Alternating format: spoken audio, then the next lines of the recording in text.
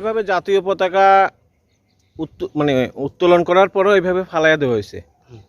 এই ক্ষেত্রে একজন ভারতীয় নাগরিক হিসেবে তাই এটা কেমনে করতে পারছে, আপনার কি মনে হয়? আমার মনে হয় যে এটা উচিত না।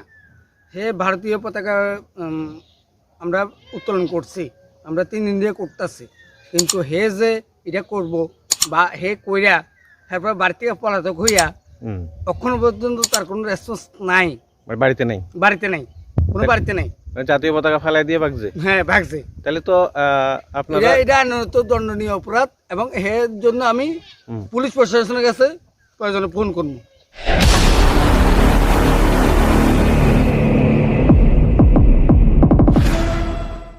বিদেশি মাল পাওয়া গেল দেশে। দেশের জাতীয় পতাকাকে উপড়ে ফেলে দিয়ে পলাতক দেশদ্রোহী নিত্যানন্দ। স্বাধীনতার 75 বৎসর পূর্তি উপলক্ষে সারা দেশ জুড়ে জমজমাট অনুষ্ঠানের মধ্য দিয়ে সকালে আনন্দে মেতে উঠলেও মনে আনন্দ ছিল না দেশদ্রোহী নিত্যানন্দের। ঘটনাটি ঘটে 15ই আগস্টে স্বাধীনতা দিবসের দিন ভারতবর্ষের উত্তর পূর্বাঞ্চলের ছোট্ট ত্রিপুরা রাজ্যের দক্ষিণাংশে বিলোনিয়া বরজ কলোনি গোলপাড়া এলাকায়।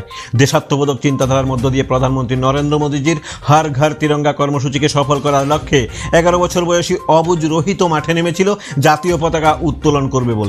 রাতভর কাঁচি দিয়ে কাগজ কেটে প্রস্তুতি নিচ্ছিল নিজ বাড়িতে জাতীয় পতাকা উত্তোলনের আশায়।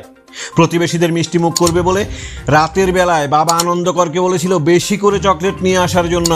ঘটা করে পতাকা উত্তোলন করে প্রতিবেশীদের চকলেট খাইয়ে পালনও করেছে 76তম স্বাধীনতা দিবসটি। এরপর স্বাধীনতার আলাদা সাদাল্লাদ পাওয়ার জন্য মনের আনন্দে নিজের স্কুলে চলে গেলে সুযোগ বুঝে হিন্দি ছবির ভিলেনের মতো দেশদ্রোহিতার ভূমিকা নিল রোহিতের কাকু নিত্যানন্দকর। উত্তোলন করা জাতীয় পতাকা উপড়ে ফেলে তছনছ করে রোহিতকে মেরে ফেলার হুমকি দেন নিত্যানন্দ। অকথ্য ভাষায় গালিগালাজ করে রোহিতের মা সহ বাবা আনন্দকরকে। এমনটাই অভিযোগ জানান রোহিতের মা বাবা সহ প্রতিবেশী দেবাশিস চক্রবর্তী।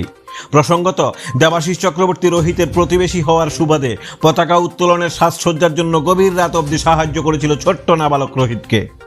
এই স্বাধীনতা দিবস নিয়ে সরকারি বেসরকারি প্রতিষ্ঠান থেকে শুরু করে সকলে যখন উৎসবের আনন্দে মাতোয়ারা, সকালবেলা রোহিতের কাকু নিত্যানন্দের এরূপ সন্ত্রাসী মনোবৃত্তি দেখে আতঙ্কিত হয়ে পড়ে বাড়ির সবাই।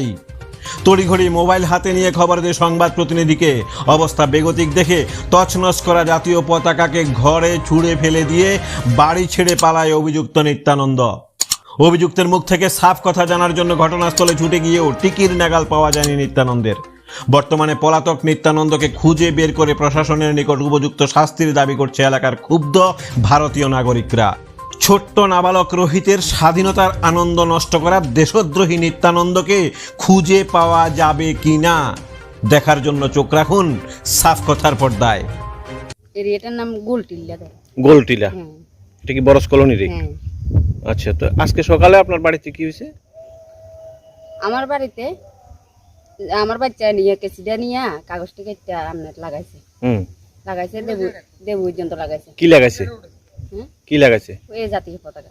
আচ্ছা, জাতীয় পতাকা লাগানোর পরে কেসি তো কাইয়েন না, ঘরের জিনিস টিনিস হালাইছে। এরপরে আইয়া সাইডে মাত্র এটা টাই নেউ উঠাইয়া কোন দিকে হালাই দিচ্ছে আমি দেখছি না। এরপরে কে? আমার দেওরে। কি নাম ওনার? নিত্যানন্দ। হ্যাঁ, নিত্যানন্দ কর। আচ্ছা, তো কি লিগা জাতীয় পতাকা কি লিগা ফেলাই দিয়েছে? কেসি তো কাইয়েন না, এর কেসি নিয়ে কিনলেই কাটলো এই কাগজটি। আচ্ছা, আমার ছেলেরে জিতা পাইব, সামনে জিতা মারব। তো আপনারা এটা নিয়ে প্রতিবাদ করছেন আর হে কি কইছে? হ্যাঁ কইছে, এটা কইছে কার কাছে জানো, কার কাছে জানো? আমি ফোন করছি আর গোবজদার কাছে। তো তাইও তো একজন ভারতীয় নাগরিক। হ্যাঁ। তোমার নাম কিটা? রোহিত। রোহিত? রোহিত কিটা? কর। রোহিত কর। সকালে জাতীয় পতাকা তুলছিলা? হ্যাঁ। স্বাধীনতা দিবসের? হ্যাঁ। তো এরপরে কি হয়েছে? এরপরে সবারে সকেট দিছি। সকেট দিছো? আচ্ছা, তুমি আইয়া না কিনলে? আমি গেছিলাম তো, তোমার বাড়িতে গেছিলাম, তোমার পাইছি না। তো পতাকা তুলবার ফলে ফালাইয়া দিছে কে? কাকু। কাকু ফালাইছে? হ্যাঁ। তো কাকু ফালাইছে, কাকুরে মানা করছো না? আমি স্কুলে আসলাম। ও, আয়া দেখছো ফালাইয়া দিছে? হ্যাঁ। তো কাকুরে কইছো না বলে তুমি জাতীয় পতাকা ফালাইয়া দিছো কেন? কাকু এসে আসছিল না তো। ও, কাকু বাড়িতে আসছিল না? না। পতাকা ফালাইয়া দিয়ে গেছে গা? হ্যাঁ।